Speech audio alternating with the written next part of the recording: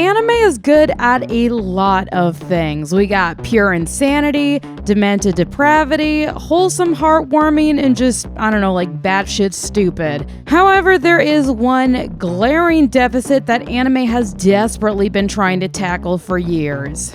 Horror anime just isn't very good. Like, does it have its moments? Absolutely, but overall, it's just not able to sink its teeth into viewers in a way that leaves you genuinely terrified. Now, I am a baby at horror. I'm terrible at horror films, but I've been working at getting better, so when even I'm not scared, you know you done fucked up. But something happened this year. Something that shook me to my very core. And that something is the Summer Hikaru Died.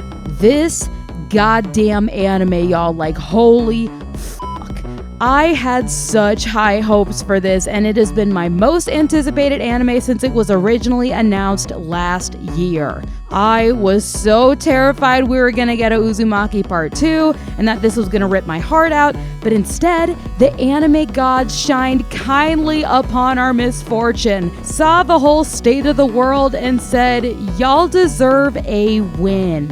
And what we got was a goddamn masterpiece. Heads up though, this is like one of my favorite anime in a long time, and your girl had a lot of thoughts on this. So if you'd like to see the extended director's cut, it is now available on my Patreon, which you can scan for here or find in the description and pinned in the comments. I've got a whole heap of videos coming up for y'all, including some new LGBTQ recs and reviews. So make sure to subscribe and turn on that notification bell so you don't miss them. So with all that being said, let's get into it.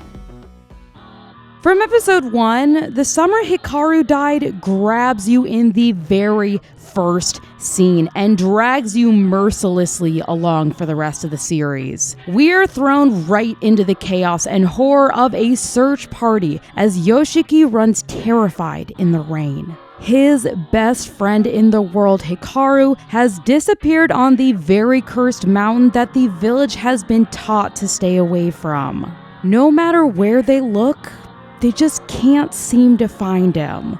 When we finally do see Hikaru, he is on the brink of death until something or someone reaches out to him. Desperate to survive, he begs for another chance, and then pitch black. When we return to the duo 6 months later, they're acting like any normal teenagers. Hikaru was gone for a week, but then he showed back up and now he's fine, and now they're just kind of back to normal. Attempting to survive a brutal Japanese summer day, they take a break and start eating ice cream. During a lull in the conversation, Yoshiki finally summons the strength to ask the question that has been eating away at him for 6 months. "You're not Hikaru, are you?" Then dead silence. And finally, a response. "I thought I had copied him perfectly."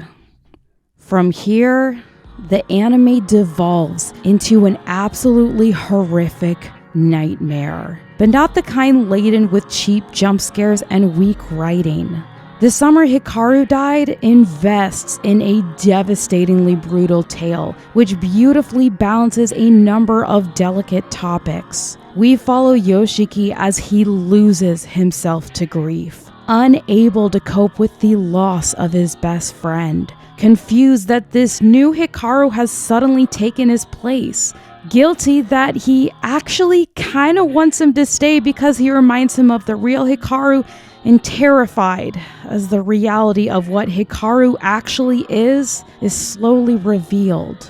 But there's an even deeper layer, buried way down past where Yoshiki dares to even examine.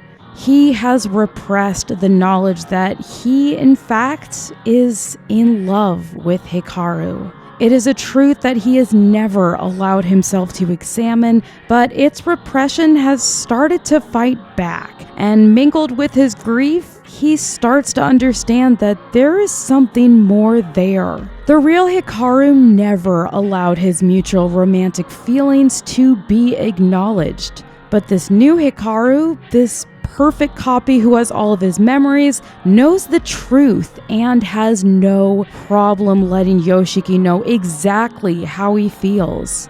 All of this is way more than anyone, let alone a teenage boy grieving the loss of his best friend, to handle. And Yoshiki starts to let himself be consumed by the darkness. As Hikaru becomes more integrated with the town, weird things start happening all around the village. Whatever Hikaru was, he prevented all of the supernatural stuff from seeping down from the mountain. But now that he's among the village, there's nothing to keep all of that in check. The thin veil separating the worlds of the living and the dead has become horribly damaged, and stuff is seeping out unchecked and out of control. Horrible things start to take place, leaving the villagers terrified and a small group of people who understand the severity of things scrambling for answers as they bring in an outside party to help. One of the reasons why this anime is such a good horror anime is the way that it balances everyday slice of life and the underlying horror that starts to seep into the everyday with every new episode. It's the type of horror that gradually grows and then viciously attacks once you've been lured into a false sense of security. After that attack, you're able to start calming down your nervous system, but you can just feel it creeping into the background, and once you know it's there, you never fully feel comfortable letting down your guard. This is one of the very few anime that actually is able to pull off some pretty effective jump scares and moments that genuinely made me want to watch from behind my phone. The most effective way that this anime is able to sustain that horror is through the sound design. As someone who's a producer who's taken sound design classes, this is one of my favorite components of an anime, and it's even more impressive when it's done this well. So much of horror will hold your hand and build the suspense with an ominous score. It will let you know that something's coming and then attack. But the Summer Hikaru Died doesn't give you any warnings. It's just silence. And then it attacks you with full force.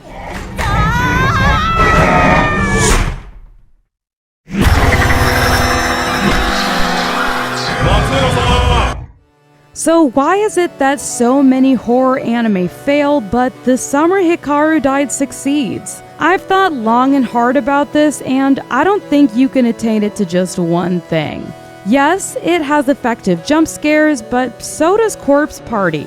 It also has gruesome deaths, but so does another. It even has a moody atmosphere set behind a backdrop of a peaceful village. Oh wait, that's just Higurashi. What sets this apart from its contemporaries is a combination of all of those elements, alongside the sound design, the god-tier levels of animation, the editing, but most of all, the story is what seals this. The true horror of The Summer Hikaru Died is the knowledge that both Yoshiki and the audience knows. Hikaru, whatever he is dangerous and should not be there, because as long as he is, horrible things will continue to happen. But Yoshiki refuses to let him go, and even though we are yelling that he is in danger, we understand the grief and devastation that drives Yoshiki to stay with him. As guilty as we feel, we too want them to find a way through. We want them to be able to stay together. We want to find a way for them to exist alongside one another. But we also know that there is no way that this is gonna end well, but we continue to watch as they both fall deeper into the darkness. Now, I am only speaking about the anime in this video. I have not read the manga, and I'm not going to until the anime is over because I really want to see the rest of the anime play out before I move to the manga. So I am begging you to please not spoil this anime in the comments. There is a massive debate when it comes to this series, which has caused a lot of heartache and a lot of pain. So, here is the million-dollar question. Is this a BL?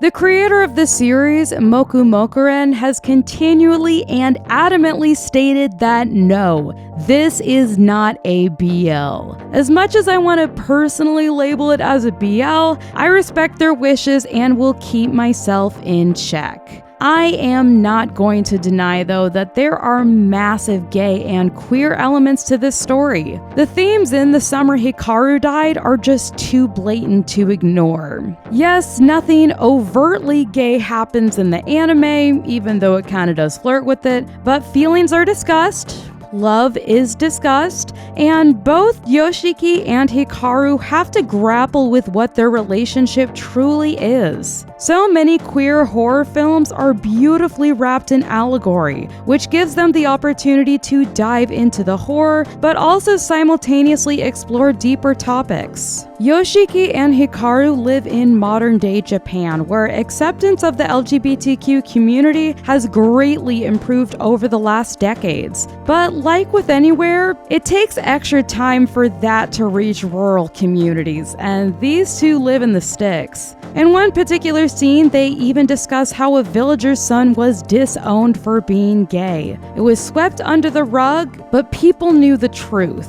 If Yoshiki and Hikaru were to ever be open about being a couple, there is no way that they would be able to live a normal life and instead would face stigma and be heavily ostracized. Now, there's always going to be outliers who do accept, cherish, and love the community, no matter how big or small the town they live in. But since the bulk of society is still super anti, I just don't see a world in which they're able to live happily together. Hikaru suddenly being taken over by something else who knows his heart but doesn't understand the concept of censoring himself is able to live the life that Hikaru probably always wanted. He is able to talk openly and honestly to Yoshiki about his feelings, and in turn, this allows Yoshiki to finally start looking at that part of himself which he has always tirelessly worked to suppress. Yoshiki suppressing the secret identity of Hikaru feels like an allegory for suppressing your own sexuality, and we see the devastating effects of hiding your true self in the way that it starts to infect and worsen his quality of life.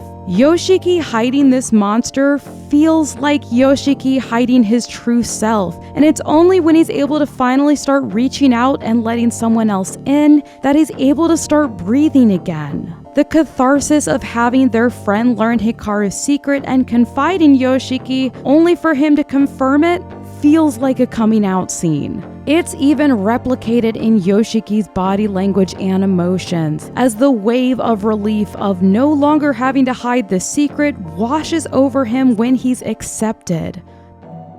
The Summer Hikaru Died is a revolutionary anime whose legacy has only just begun. The second season has officially been announced, and I will be waiting with bated breath for its return. This anime is just so perfect, and it accomplished the impossible.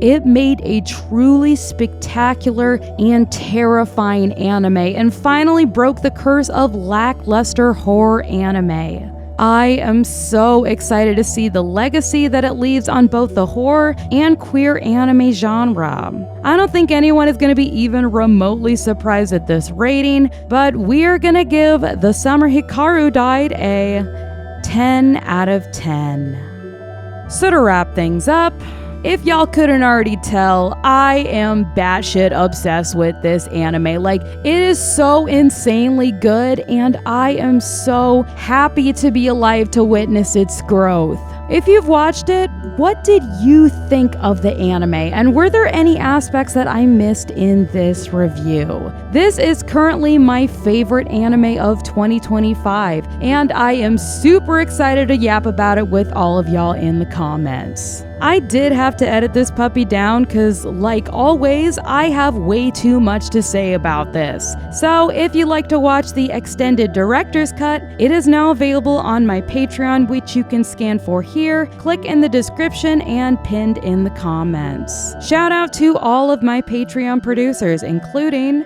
Sakura Sky, Karen Merriam Goldberg, Jeff Friend, Horsey Bread, and a special shout out to Legion Zero. Next video, we're going to be doing my ranking video where I'm going to be doing a massive review on all of the BL manhwa anime adaptations. Make sure to subscribe and turn on that notification bell so you don't miss it. Thank y'all so much for sticking around, and I'll see all of y'all on the next one.